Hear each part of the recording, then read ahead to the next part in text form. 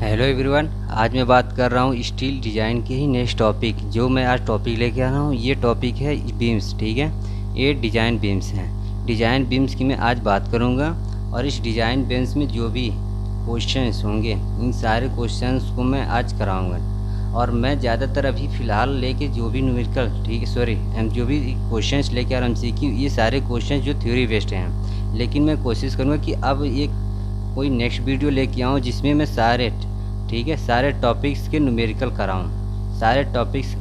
कराऊँ और उन्हें आपको सॉल्व करा के मतलब उसमें पूछूं और आप सॉल्व करके उसका आंसर देते जाएं। ठीक, अब मैं बात करूं अपने इस चैनल की। ठीक है, मेरा जो हम लोग का जो चैनल है, इस चैनल में आपको करने क्या होंगे कि सब्सक्राइब करने होंगे, जिससे कि मैं हमारे जो बाकी के सब्जेक्ट्स जो भी आते हैं, ठीक है, हमारे जो बाकी सब्जेक्ट्स जैसे कि RCC, स्टील और CMAD और साथ में रिपेयर मेंटेनेंस के भी जल्दी वीडियो आने वाले हैं। ये सारी वीडियो आपको इसी चैनल पे ही मिलेंगे, तो आपको सब्सक्राइब करने होंगे और सब्सक्राइब करेंगे तभी आपको अपडेट मिलती रहेगी कब हमारी वीडियो अपलोड हो रही है।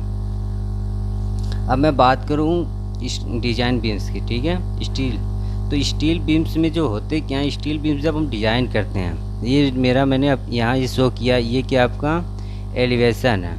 एलिवेशन व्यू को मैंने शो किया है ये हमारा सपोर्ट है। ठीक है, या हो सकता है कोई कॉलम हो या कोई वॉल है, वॉल से मैंने सपोर्ट किया है। फिर इस पर मैंने ये बीम रखी है।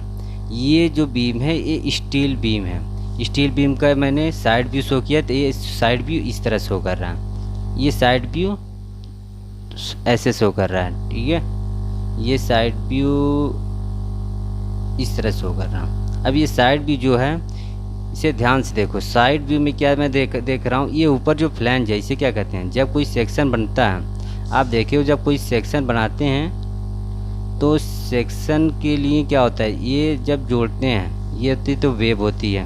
ठीक है, ये वाली ऊपर वाली जो होती है ये फ्लैंज कहलाती है और ये वाली जो होती है ये वेब कहलाती है। सेंटर वाली, ये सेंटर वाला पोर्शन आपका वेब कहलाता है और ये वाली जो होती है ये आपकी फ्लैंज कहलाती है।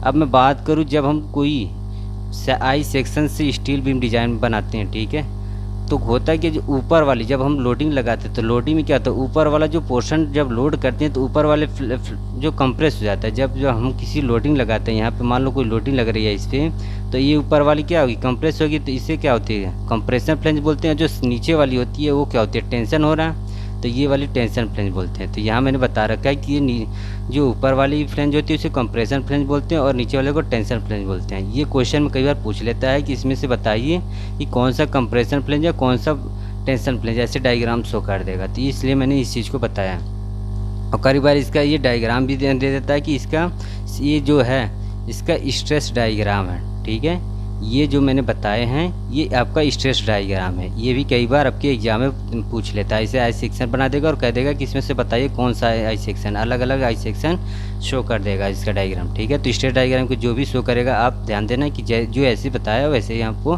करेक्ट करके आने हैं। अब मैं बात करूँ अपने नेक्स्ट टॉपिक में। नेक्स्ट टॉपिक में कह रहा है कि अ बीम, ठीक है, a beam is defined as structural member subjected to. जब कोई बीम बनाते हैं स्टील बीम, जब हम कोई स्टील बीम बनाते हैं तो स्टील बीम में आप देखे होंगे जब हम कोई स्टील बीम डिज़ाइन करते हैं तो स्टील बीम में क्या होता है, जो भी मेंबर होते हैं, मान लो अगर ये मेरा स्ट्रक्चर है, स्टील बीम है, मैंने क्या बताया, जब ये मैंने एलिवेशन भी शो करा तो ये ऊपर वाला फ्लैंज हो गया, ठीक है, टॉप फ्लैंज हो गई, ये बॉटम फ्लैंज हो गई। टॉप फ्लैंज कंप्रेशन फ्लैंज और ये बॉटम वाला अगर लोडिंग ऊपर से लग रही है तो नीचे वाला टेंशन फ्लैंज। तो मान लो अगर मेरी ऐसे लोडिंग लग रही है तो लोडिंग जो लगती है तो इसके जो सेंटर, ठीक है, सेंटर वाली न्यूट्रल एक्सिस, ठीक है, जो भी न्यूट्रल एक्सिस के पैरेलल में, ठीक है, अगर पैरेलल में कोई लोडिंग लगे तो जो लोडिंग लगती है वो कहलाती है हमारी एक्सियल लोड कहलाती है। ठीक है, और अगर मैं यही बात करूं, जो भी ये न्यूट्रल एक्सिस के परपेंडिकुलर, ठीक है, इसके ठीक परपेंडिकुलर जब लोडिंग लगती है, जैसे ये लोड लग रही है इसके ठीक परपेंडिकुलर लग रही है ना, तो जो इसके परपेंडिकुलर लोड लगती है उसे बोलते हैं ट्रांसवर्स लोडिंग बोलते हैं। कौन सी लोडिंग बोलती हैं, ट्रांसवर्स लोडिंग। इस वाले को जो लोड लगती है इस वाले को कहते हैं ट्रांसवर्स लोडिंग कहते हैं। अब ट्रांसवर्स लोडिंग बीम में क्यों डिज़ाइन करते हैं, क्योंकि हमारी जितनी भी बीम होती है उस पे बीम पे जो ऊपर की लोडिंग होती है ये सारी इसको ट्रांसफ़र करती है, ठीक है, किसी सपोर्ट पे। तो तो ये सारे जो भी लोडिंग होते हैं इसके परपेंडिकुलर ही लेते हैं। अगर हम एक्सियली लेंगे तो ये हमारी स्ट्रक्चर क्या हो जाएगी, ऐसे बकल कर जाएगी। ठीक है, ये स्ट्रक्चर मेरी बकल कर जाएगी। इसलिए हमारी जो भी लोडिंग हम इसमें डिज़ाइन के लिए अप्रॉक्स में वो जो भी वैल्यू लेते हैं ये सारे किस में लेते हैं, ट्रांसवर्स डायरेक्शन में लेते हैं। ठीक है, परपेंडिकुलर लेके चलते हैं किसमें, बीम डिज़ाइन में। तो यहाँ मेरा क्या हो जाएगा, सही बीम हो जाएगा, सॉरी ट्रांसवर्स लोडिंग होगी। अब मैं बात करूँ अपने नेक्स्ट क्वेश्चन पे। नेक्स्ट क्वेश्चन में कह रहा है कि जनरली, ठीक है, सामान्यतया in rolled steel beams shear force is mostly resist. कह रहा है कि अब शियर फोर्स स्टील बीम, मैंने क्या बात किया, मैंने बात किया जब कोई सेक्शन बना रहा हूँ, ये सेक्शन मैंने अगर बना रहा हूँ ऐसे, ठीक है, अगर मैं ये सेक्शन ऐसे बना रहा हूँ तो कह रहा है कि इसमें मैक्सिमम शियर फोर्स लोड कौन बियर करेगा, ये फ्लैंज वेव बियर करेगा, ठीक है, या वेव बियर करेगा।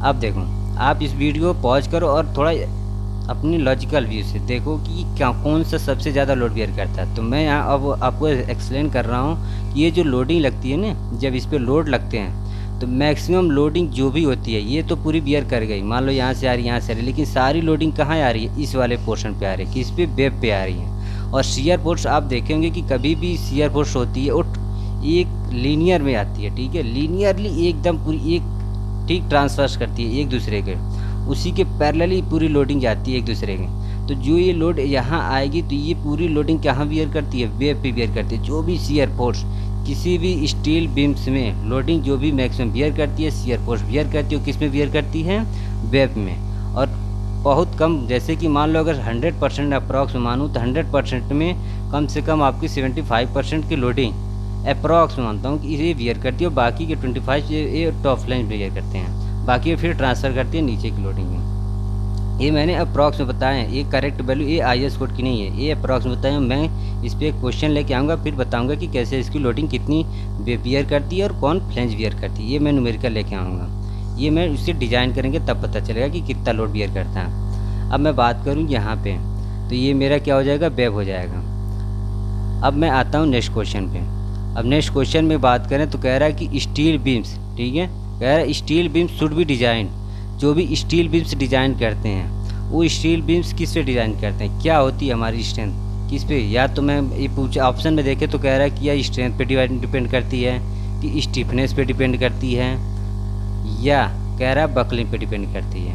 ये ऑप्शन दिए हैं। तो अगर स्टील बीम्स में जब भी हम डिज़ाइन करते हैं हम इन तीनों क्राइटेरिया को लेते हैं, स्ट्रेंथ को भी लेते हैं, ठीक है, स्टिफनेस को भी लेते हैं और बकलिंग को भी लेते हैं। इन तीनों क्राइटेरिया को ही लेके हम स्टील बीम्स को डिज़ाइन करते हैं। अब कैसे करते हैं मैं बता रहा हूँ कि इन स्ट्रेंथ को और स्टिफनेस और बकलिंग को क्यों लेते हैं, तीनों क्राइटेरिया को सिर्फ डिज़ाइन करने के लिए। जब आप देखेंगे कि जब स्टील बीम्स लेते हैं तो स्टील बीम्स में जो भी स्ट्रक्चर डिज़ाइन करते हैं वो सारी क्या होती है, एक ट्रांसफर, मैंने बताया ना ऊपर ट्रांसफर लोडिंग होती है, तो ये बियरिंग करती है, ठीक है, इसमें बेंडिंग आती है, बेंडिंग मोमेंट को रजिस्ट करता है। जो भी बेंडिंग मोमेंट तक को रजिस्ट करता है, ठीक है, बेंड को रजिस्ट करता है, वो फ्लेक्सरल स्ट्रेंथ में आती है। कभी भी अगर आपके क्वेश्चन में बात करें बीम्स, ठीक है, और बीम में क्या कहे, अगर फ्लेक्सरल की बात करें तो मान के चलो कि ये किसकी बात कर रहा है, कि ट्रांसफर लोडिंग की बात कर रहा है, ठीक है, ट्रांसफर लोडिंग की बात है, तो ये स्ट्रेंथ इसको बियर कर रहा है। अब कह रहा है कि स्टिफनेस क्या होती है, स्टिफनेस वो लोडिंग होती है जब किसी मेंबर में, जब किसी मान लो अगर ये मेंबर है इस पर हम इतना लोडिंग लगाऊं, ठीक है, इसमें डिफॉर्मेशन होने पे, ठीक है, इसकी इलास्टिक लिमिट तक ये डिफॉर्म हो जाए और इसके बाद फेल ना करे, वो होती है हमारी स्टिफनेस। जैसे कि अगर मान लो अगर कोई एक ऐसे मेंबर है, अगर मैं इस पर लोडिंग लगा रहा हूँ तो ये कितनी तक इसमें डिफॉर्मेशन हो, ठीक है, कि अपनी इलास्टिक लिमिट तक कि ये डिफॉर्म ना हो, वही जो हमारी होती है वो क्या होती है, स्टिफनेस होती है। उसकी इलास्टिक लिमिट तक ही डिफॉर्मेशन को बियर कर जाता है, रजिस्ट कर जाती है, तो स्टिफनेस होती है। बकलिंग क्या होता है, बकलिंग तो आप नॉर्मली जानते ही हैं कि जब किसी लोडिंग पे हम अगर मान लो ऐसे बीम है तो इस पर क्या होता है, अगर लोड लगाएं तो ये क्या हो जाए, ऐसे बकल कर जाए, ठीक है, डिफ्लेक्ट हो जाए, तो यही होती है हमारी बकलिंग। अब मैं बात करूँ, ये तो तीनों ऑप्शन हो गए आपके सही, ठीक है। स्टील बीम शुड भी डिज़ाइन करते हैं, तीनों क्राइटेरिया पे ही हम डिज़ाइन करते हैं, और सारी क्राइटेरिया मैं एक न्यूमेरिकल लेके आऊँगा, वहाँ आपको बता दूँगा। अब मैं बात करूँ नेक्स्ट टॉपिक में, ठीक है। नेक्स्ट क्वेश्चन में कह रहा है कि मैक्सिमम शियर स्ट्रेस, ठीक है, कह रहा है कि maximum shear stress steel beams should not, ठीक है, कह रहा है शुड नॉट एक्सीड अब मैं बात करूँ अगर maximum shear stress in steel beam, अगर मैं जब मैक्सिमम, इसे किससे डिनोट करते हैं, टाउ से, टाउ मैक्स पूछ रहा है कि कितनी होनी चाहिए स्टील बीम्स के लिए। तो अगर मैं इस टाउ मैक्स की बात करूँ स्टील बीम्स के लिए तो इसकी वैल्यू होती है 0.45 FY। FY क्या होता है, FY होती है यील्ड स्ट्रेंथ, ठीक है, ये होती है यील्ड स्ट्रेंथ, सॉरी ये होती है यील्ड स्ट्रेंथ होती है। अब बात करूँ मैं टाउ मैक्स, ये जब मैक्सिमम शियर स्ट्रेस पूछेगा तो आपको क्या करना है 0.45 FY, और अगर यही कह रहा है कि एवरेज शियर स्ट्रेंथ बताओ, एवरेज शियर स्ट्रेस की वैल्यू बताओ स्टील बेस में, तो इसकी वैल्यू होती है 0.4 FY, ठीक है, ये वैल्यू होती है। और FY तो मैंने बता दिया कि ये क्या होती है, यील्ड स्ट्रेंथ होती है। अब इस पर एक न्यूमेरिकल भी मैं लेके आऊँगा जब अपना न्यूमेरिकल वाली वीडियो लेके आऊँगा।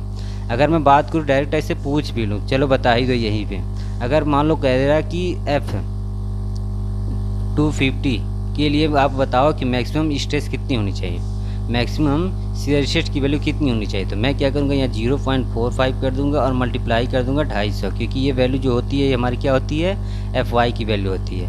FY यहाँ रख दूंगा, फिर इसे सॉल्व कर लूँगा, जो सॉल्व करोगे यहाँ अपनी वैल्यू बता देना, यही होती है हमारी क्या, टाउ मैक्स होती है। अब मैं बात करूँ अपनी, ये मैंने बता रखा है। अब मैं बात करूं अपने नेक्स्ट क्वेश्चन पे। नेक्स्ट क्वेश्चन में पूछ रहा है कि shape factor for a solid circular section. अब मैं बात करूं अगर नेक्स्ट क्वेश्चन पे, तो नेक्स्ट क्वेश्चन में कह रहा है कि शेप फैक्टर होता क्या है, ये आपके सिलेबस में, इसलिए मैं इस क्वेश्चन को लेके आ रहा हूँ। यहाँ से भी क्वेश्चन बहुत ज़्यादा पूछे जाने के चांसेज हैं। ये जो भी बता रहा हूँ जैसे जैसे क्लियर करूँगा आप इस चीज़ को अपने आप इसको नोट कर लेना अपने को नोटबुक में। देखो शेप फैक्टर होता क्या है, शेप फैक्टर एक डिनोट किया गया है किसी भी सेक्शन के लिए कि कितनी उसकी प्लास्टिक और उसकी प्लास्टिक लिमिट कितनी होगी और उसकी इलास्टिक लिमिट तक की कितनी उसमें डिफॉर्मेशन होगी। तो प्लास्टिक और उसकी इलास्टिक या बोले तो यील्ड स्ट्रेंथ तक उसकी कितनी लोडिंग बियर करती है, उसी को एक फैक्टर के तौर पे हम मान लेते हैं। इसको एक मान लेके चलते हैं कि सेफर साइड होने के लिए हम इसे डिज़ाइन कर लेते हैं। तो क्या होता है कि शेप फैक्टर जो होती है ये सारे सेक्शन की अलग अलग वैल्यू होती है। ये सारे आप सॉल्व करके भी वैल्यू ला सकते हो, लेकिन आपके एग्जाम में डायरेक्टली इससे क्वेश्चन पूछा नहीं, कोई डेरिवेशन वगैरह कुछ नहीं, इसलिए मैं आपको यहाँ क्या कर रहा हूँ कि बस डायरेक्ट वैल्यू बता दूँगा। अगर कभी मान लो पूछ ले कि शेप फैक्टर का फार्मूला बता दो, तो इसकी जो फार्मूला होता है प्लास्टिक मोमेंट, ठीक है, प्लास्टिक मोमेंट डिवाइड बाई क्या होती है इसकी यील्ड मोमेंट, ठीक है, यील्ड स्ट्रेंथ की मोमेंट, यही होती है हमारी क्या होती है, शेप फैक्टर होती है। बस इतना ही ये पूछेगा, तो या तो ये पूछ सकता है आपके एग्जाम में या इसकी सारी वैल्यू सारे सेक्शनों के लिए पूछेगा। तो मैं अगर ऑप्शन में बात करूँ, यहाँ कह रहा है सॉलिड सर्कुलर पूछ रहा है, तो सॉलिड सर्कुलर सेक्शन की अगर मैं बात करूँ कैसे कैसे इसके क्वेश्चन और है, अगर मैं यहाँ सॉलिड बनाऊँ, ये मेरा अगर सॉलिड सर्कुलर सेक्शन, तो इसकी वैल्यू जो होती है शेप फैक्टर की, उस शेप फैक्टर की वैल्यू क्या होती है, शेप फैक्टर की वैल्यू होती है 1.697, ठीक है। अगर मैं बात करूँ रेक्टेंगल की, अगर कोई रेक्टेंगल सेक्शन है, अगर कोई रेक्टेंगल सेक्शन है तो इसकी शेप फैक्टर की वैल्यू बताइए, तो इसकी शेप फैक्टर की वैल्यू हमारी होती है 1.5। ये सारे वैल्यू आपके IAS कोड में गिवन है।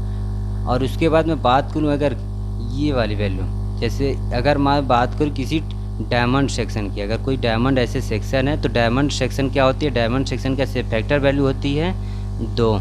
और वही अगर मैं बात किसी ट्रायंगल की, ठीक है, ट्रायंगल की बात कर, त्रिभुज की बात कर, तो उसके लिए शेप फैक्टर की वैल्यू होती है 2.346।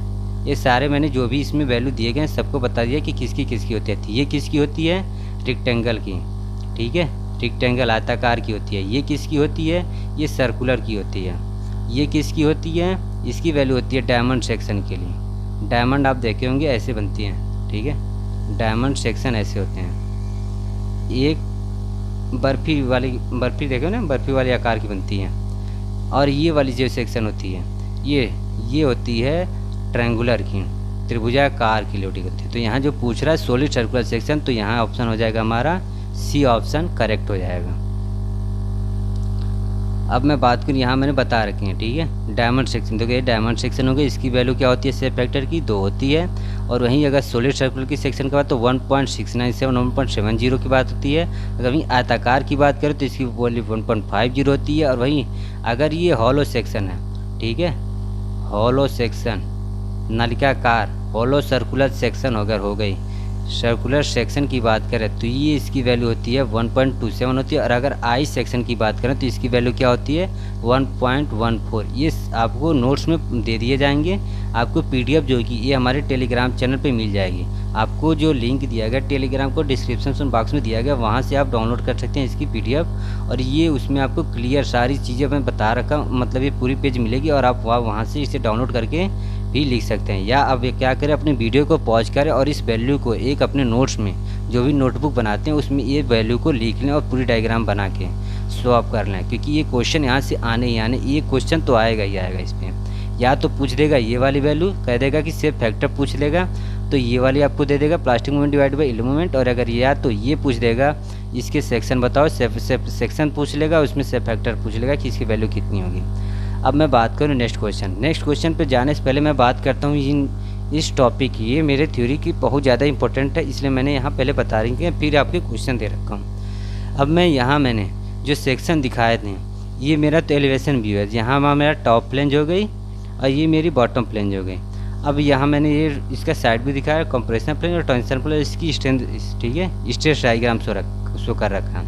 तो मैंने बताया कि अगर जब ये लोडिंग लग रही है ऊपर से, जब किसी स्ट्रक्चर पे जब लोडिंग लग रही है ऊपर से, तो क्या होता है इसके अंदर जो सेक्शन होते हैं, ठीक है, जो वेव होता है, जो वेव कैसे होगा, इस तरीके से होगा, वेव होगा ऐसे बना दिया मानो, ठीक है, मैंने वेव बना दिया। अगर जब यहाँ आप लोडिंग लगाते हो इसके फ्लैंज पे, तो ये क्या होती है, ये जो वेव है ना, इसकी थिकनेस कम हो गई ना, ये क्या, इसकी थिकनेस बहुत ज़्यादा है, इसकी विड्थ कितनी है, बहुत ज़्यादा है, एज कंपेयर किसके, वेव के। अगर वेव की मैं बात करूँ, इसकी ये थिकनेस, इसके विड्थ, ठीक है, फ्लैंज की विड्थ से बहुत ज़्यादा, एज कंपेयर बहुत कम है। तो होता क्या है कि इससे जब लोड इस पर ट्रांसफ़र होता है, जब इस पर लोड ट्रांसफ़र होता है, तो क्या होता है कि इस पर जब लोडिंग की ट्रांसफ़र होने की कंडीशन में क्या होता है कि ये जब लोडिंग के ट्रांसफ़र की कंडीशन में हम बात करें, इस पर जब लोडिंग कंडीशन में जब अगर लोड जब लगती है, देखो अगर ये जो लोडिंग लगती है इस पर, ये लोडिंग की कंडीशन में क्या होता है, ये वाले कंपेयर में इसके वाले कंपेयर में इसकी बहुत कम थिकनेस है, तो ये क्या होता है, ये वाली बकल कर जाती है। तो बकल करने का कंडीशन क्या होता है, कैसे बकल करता है ये, तो ये बकल कैसे करता है, ये जो अगर इस पर बात करूँ तो इसकी बकल हो जाए, तो हो सकती है कि ये ऐसे बकल कर जाए, पूरी ऐसे इसकी बीम ऐसे बकल कर जाए, ठीक है, या तो ऐसे पूरी बकल कर जाए, या और कैसे बकल कर सकता है, ये बकल कर सकता है बस इस वाली साइड पे, या ये बकल कर सकता है बस इतना ही, इसके ऊपर वाले पोर्शन पे ही ऐसे बकल कर जाए, ठीक है, इतना ही बकल करके ये पूरी ऐसे सीधी रहे, और ये क्या हो, इतनी ही बकल कर जाए बस इसके, जो मैंने ये डायग्राम बता रहा हूँ। या एक और बकल कर सकता है इस पर, ये बकल कर सकता है, इसकी कंडीशन में क्या होगा, ये वाले पूरे वाले पोर्शन में पूरे इसकी रोटेट हो जाए, ये वाली कंडीशन में क्या होगा, ये वाली हिस्सा जो ये है, ये वाला, ये पूरी ऐसे बकल कर जाए ऐसे किसी एंगल पे, ठीक है, क्या हो, पूरी डिफ्लेक्ट हो जाए, पूरी शेप पे डिफ्लेक्ट हो जाए। तो ये पूरी डिफ्लेक्ट हो जाएगी तो क्या होगा, ये पूरी डिफॉर्मेशन होती है स्टील बीम्स के, तो इसको हम डिज़ाइन करने के लिए स्टिफनेस लगाते हैं, तो वो मैं बाद में बात करूँगा। ये पहले इस पर बात करता हूँ मैं फेलियर पे।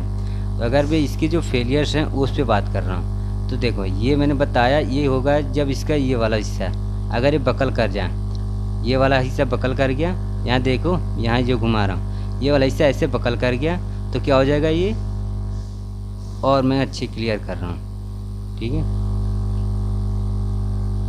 देखो ये वाला हिस्सा, देखो ये वाला हिस्सा बकल कर रहा है ना, ये वाला हिस्सा जो बकल कर जा रहा है इस पर, तो होगी क्या कि ये वाली जब हिस्सा बकल कर, तो इसे जो ये वाले हिस्से को कहते हैं रूट, ठीक है, रूट रेडिएशन बोलते हैं, यही से क्या बोलता है, इसका बकल कर जाता है। अब मैं बात करूँ, इसको कहते हैं हम क्या, वेव क्रिपलिंग, ठीक है, इसे बोलते हैं वेव, यहाँ मैं लिख रहा हूँ, इस वाले डिफॉर्मेशन को बोलते हैं वेव क्रिपलिंग बोलते हैं, ठीक है, ये वाला इस वाले को डिफॉर्मेशन हो तब। और अगर मैं बात करूं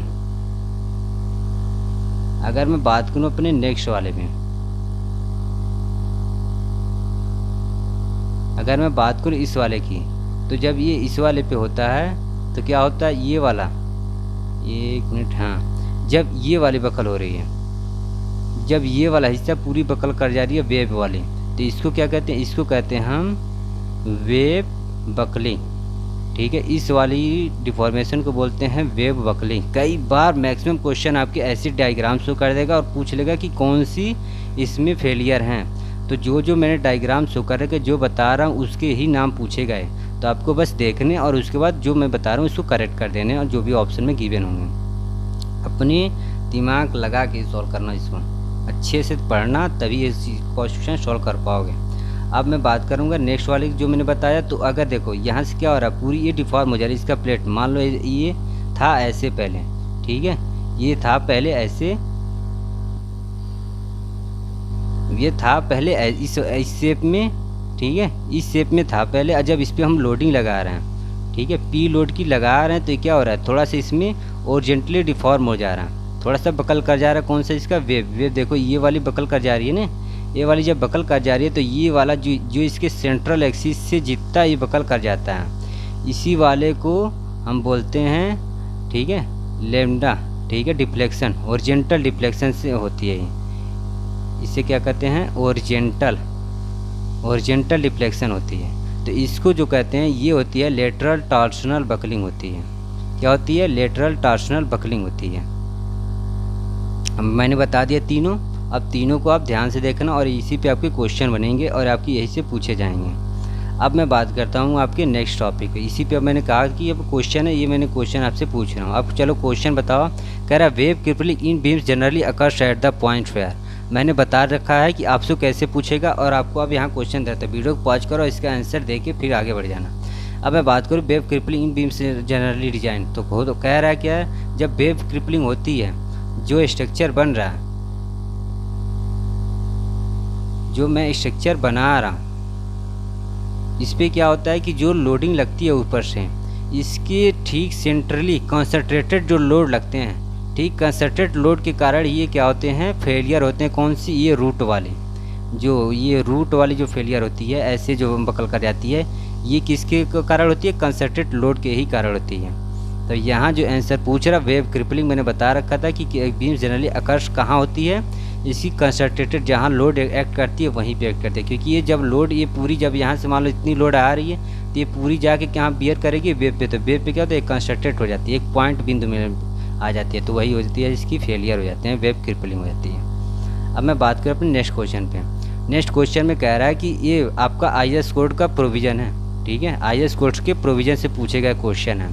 इसको आपको करने क्या है, इसे रट लेने हैं डायरेक्टली, आपको समझने का कोई लॉजिक नहीं है। इसको डायरेक्ट जो भी क्वेश्चन पूछेगा उसको रट्टा मार लेना बस। अब मैं बात करूँ क्वेश्चन की। कह रहा है कि सिंपली सपोर्टेड, कह रहा है सिंपली सपोर्टेड स्ट्रक्चर जो भी है, इसकी कह रहा है कि जो भी स्टील बीम है उसमें मैक्सिमम डिफ्लेक्शन कितनी होगी, किसमें, सिंपली सपोर्टेड बीम में। अगर मैं सिंपली सपोर्टेड बीम की बात करूँ, तो मैं अगर कोई ऐसे स्टील बीम डिज़ाइन कर रहा हूँ, ठीक है, इस पर क्या होता है, ऐसे मैंने सपोर्ट दे दिया यहाँ, तो ये क्या हो गई, सिंपली सपोर्टेड हो गई ना सपोर्ट। अगर इसको मैं फिक्स कर देता, इस वाले पोर्शन को अगर मैं फिक्स कर देता, तो क्या होगी, ये फिक्स बीम हो जाती। लेकिन पूछा है सिंपली सपोर्टेड बीम में इसकी डिफ्लेक्शन कितनी होगी, इसकी ये डिफ्लेक्शन कितनी आएगी, जब ये डिफ्लेक्ट होगी, जब इस पर लोडिंग लगेगी तो इसकी कितनी डिफ्लेक्शन आएगी इसमें। तो इसी को पूछ रहा है। इसकी वैल्यू जो IS कोड में गिवन है, इसकी डिफ्लेक्शन की वैल्यू होती है स्पान बोले तो लेंथ जो स्पान की दी गई है उसका डिवाइड बाई 325 होती है।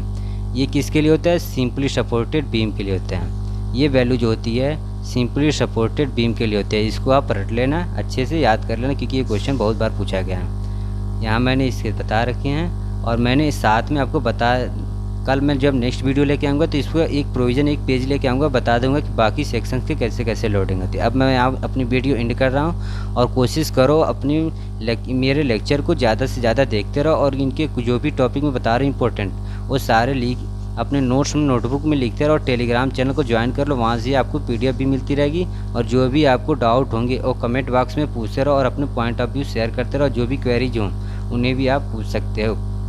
थैंक यू, जय हिंद।